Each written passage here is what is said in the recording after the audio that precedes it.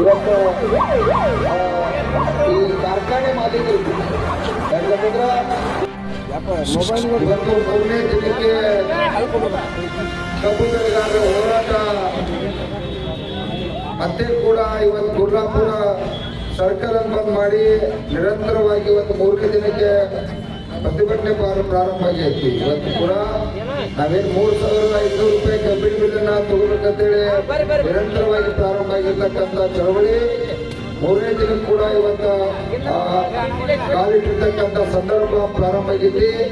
ಇವತ್ತು ನಮ್ಮ ಎಲ್ಲ ರೈತರು ಕೂಡ ಏನು ತೀರ್ಮಾನ ಮಾಡ್ಯಾರಪ್ಪ ಅಂತಂದ್ರೆ ಶಾಲಿ ಮಕ್ಕಳು ಕೂಡ ಇವತ್ತಿಲ್ಲಿ ಭಾಗವಹಿಸ್ತಾರೆ.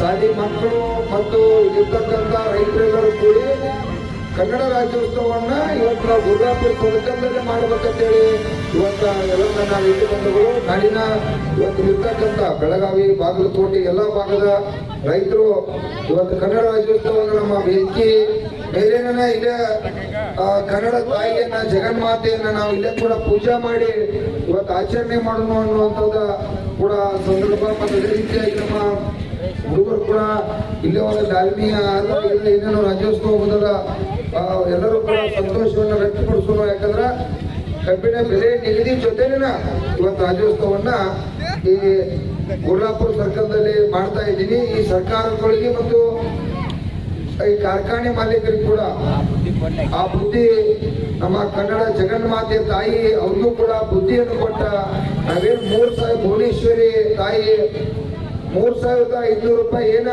ಕಬ್ಬಿನ ಬೆಲೆ ಕೇಳತ್ತು. 3 ದಿನ ಇವತ್ತು 1,000 ಜನ 20,000 ಜನ 50,000 ಜನ ಗಂಟೆ ದಿನನಿತ್ಯ ರೈತರು ಸೇರತ್ತು. ಇವತ್ತು ಕೂಡ 1,00,000 ಜನ ಇವತ್ತ ಸೇರುವಂತ ನಿರೀಕ್ಷೆ ಕೂಡ ಈಗಾಗಲೇ ಪ್ರಾರಂಭ ಆಗೈತಿ.